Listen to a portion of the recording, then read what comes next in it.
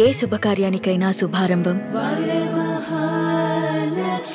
So Pawan కళ్యాణ్తో మీ journey ఒకసారి చెప్పండి. మీ పరిచయం ఎలా ఏర్పడింది? మీ ఇద్దరి మధ్య ఎటువంటి కాన్వర్సేషన్ సాగింది? పవన్ కళ్యాణ్తో నిజంగా అదొక మంచి పవనం లాంటి, చల్లటి సమీరం లాంటి రిలేషన్షిప్ అండి. ఒకరోజు ఫ్లైట్లో వీవర్ ట్రావెలింగ్ టుగెదర్. నేను ఆర్ట్ ఆఫ్ డినైల్ అనే పుస్తకం చదువుతున్నాను. అది that was written by Robert S Tedlow, ఒక ప్రొఫెసర్. చదువుతున్నాను. కొంతసేపు అయిన తర్వాత పవన్ కళ్యాణ్ గారు, ఐ థింక్ అతనికి బుక్ ఇంట్రెస్ట్ ఉంది, అది ఏ బుక్ గురించి డిస్కషన్ వచ్చింది.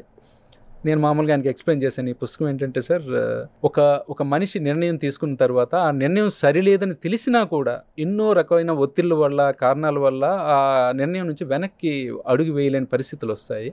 ఎవరైతే ఆ అడుగు వెనక్కి వేయగలుగుతారో వాడు విన్నర్ అవుతాడు సార్ అన్నాను. In fact later I understood that one of his movies he's got the same dialogue. తగ్గడం తెలిసిన వాడే గొప్పవాడు, అంటే ముందుకెళ్ళడం, advance is not everything, retreat is the greatest thing అని ఒక డైలాగ్ ఉంది ఆయన సినిమా. ఎప్పుడు తగ్గాలో తెలియాలి.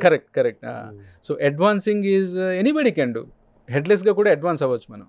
బట్ రిట్రీట్ అవ్వడం అనేది, ఆర్ట్ ఆఫ్ రిట్రీటింగ్, మీరన్నారు ఆర్ట్ ఆఫ్ లీవింగ్, ఈ similar thing, act of denial. Then మా మధ్య జరిగిన ఒక అరగంట కాన్వర్జేషన్లో I realized he is very knowledgeable person. లాస్ట్లో చెప్పాను, అని మీకున్న రెప్యుటేషన్కి మీకున్న నాలెడ్జ్కి మ్యాచ్ అవ్వట్లేదు సార్ అన్నాను. ఎందుకు అనుకుంటున్నారని అడిగారు. ఏంటో మరి, మీరు రెప్యుటేషన్ మీకు తెలుసు, మీకు బయట రెప్యుటేషన్ ఏం చెప్పక్కర్లేదు. But we talked about German revolution, French revolution, second world war, American history.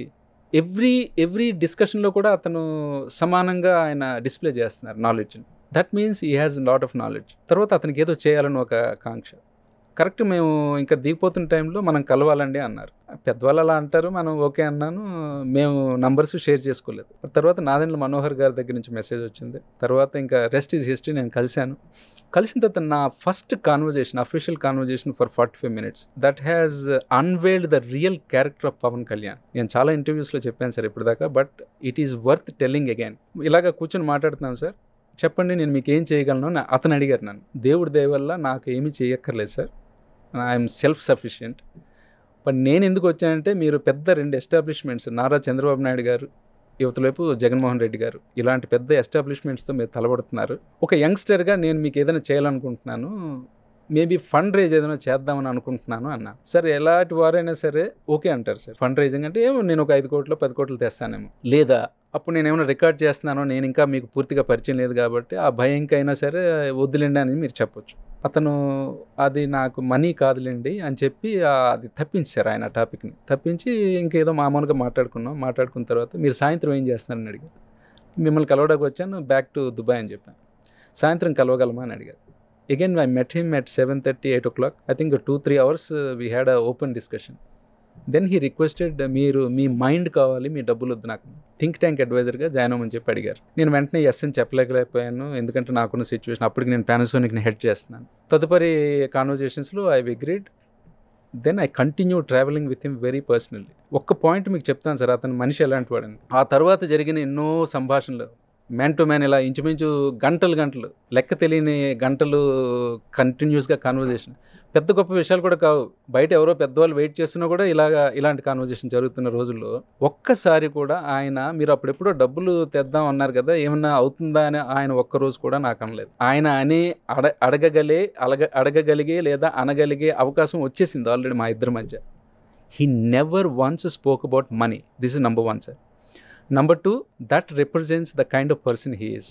అతను ఎలాంటి పర్సన్ అయిపోయింది సార్. అయిన తర్వాత అతను ఎప్పుడు మాట్లాడేది యువత సాధికారత, ఈ క్యాడర్ని మనం ఎలాగా ఇంప్రూవ్ చేయాలి, లీడర్షిప్ని ఎలా బిల్డ్ చేయాలి. So his conversation was very very focused with me, and he always talked about how we can be of help to the down trodden people. వాళ్ళ లైఫ్లో మనం లైట్ని ఎలా తేగలం, ఇదే డిస్కషన్ సార్. ఐ థింక్ మేము జరిగిన ఎన్నో వేల నిమిషాల్లో I think our discussion was always focused around these things. That speaks about this person sir, that I can tell you about him. Chiranjeevi ఎందుకు మిమ్మల్ని ఎలా how he came to know about you? I think Kalyan గారికి work చేసాం. ఒకటి, there was a journalist Vikram Poola garu, I think he has introduced my candidature to him. అప్పటికే నేను శశి తరూరు, కిరణ్ బేది, వీళ్ళందరూ మన పుస్తకం గురించి ప్రశంసించడం, ఈ మోడీ గారు ప్రశంసించడం అని జరుగుతున్నాయి. మోడీ గారు అప్పటికే ప్రశంసించలేదు. So he wanted to see me, తెలుగువాడు ఇంగ్లీష్ రచయితగా బయట ఇంత చేస్తున్నారు అని చెప్పి. వాళ్ళ ఇంటికి వెళ్ళాం sir. What a humble personality sir. నేను ఐ వాజ్ థ్రిల్డ్, ఎందుకంటే అతనికి అంతవరకు నేను ఎప్పుడు చూడలేదు. సినిమాల్లో చూడడమే. నేను ఎంతో పెద్దవాళ్ళని కలిశాను, వాళ్ళు కలిసినప్పుడు వాళ్ళు ఎక్కడో అక్కడ కూర్చొని ఉంటారు సార్. మనం వెళ్ళి హలో చెప్పడం అది ఆనవాయితీ. నన్ను తీసుకెళ్తున్నప్పుడు మెయిన్‌ది ఒక వేరే సెపరేట్ కాన్ఫరెన్స్ హాల్‌లో ఒకటి ఉంటుంది వాళ్ళ ఇంటి దగ్గర. ఆ డోర్ దగ్గర నిల్చొని పాపం వెయిట్ చేస్తున్నారు సార్ ఆయన. డోర్ తీసేసరికి he was standing right in front of me, face to face ఇలా.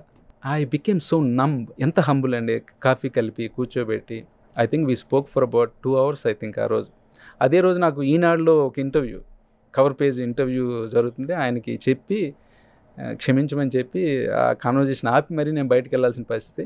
I think he just wanted to celebrate a Telugu person's success outside India. అతనంతట అతను పూనుకొని పిలిపించుకొని ఒక తెలుగువాడు బయట ఇంత బాగా చేస్తున్నాడు, అతను మనం అభినందించాలి అనేటటువంటి ఒక ఆలోచనతో ఆయన పిలిపించుకొని మాట్లాడడం.